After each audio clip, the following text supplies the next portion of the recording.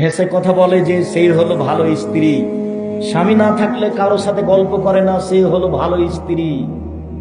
আদেশ যা করে তাই পালন করে, তার নাম ভালো স্ত্রী। তিনটে গুণের ভিত্তিতে স্ত্রী ভালো হতে পারে।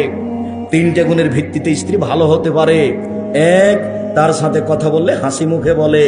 দুই, আদেশ করলে পালন করে। আদেশ করতে হয়, আদেশ করবেন, নিজে নিজে কাজ করবেন না। নিজে নিজে খালি স্যান্ডেলটা খুঁজছেন, খালি খুঁজে বেড়াচ্ছেন।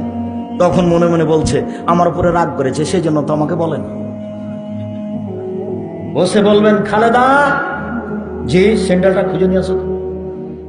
খালেদা এক গ্লাস পানি নিয়ে আসো। একটু নাম ধরে বলবেন, এটা আদর। আল্লাহ রাসূল বলতেন আয়েশা, জি চাটাইটা দাও তো। আরে চাটাই দিব, আমি তো ঋতুবতী, আমি মসজিদে যাব কি করে?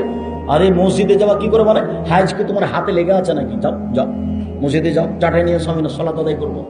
আয়েশা, জি ছুরিটা দাও তো, গরু জবাই করবো, ছাগল জবাই করবো, ভেড়া ধারালো করে নিয়ে আসো। দেখেন কথায় কথায় আল্লাহ রাসূল আয়েশার নাম উল্লেখ করে বলছে। স্ত্রীর নাম ধরে বলতে হবে, সংসার সুখী হবে। নইলে বড় ছেলের নামে বলতে হবে।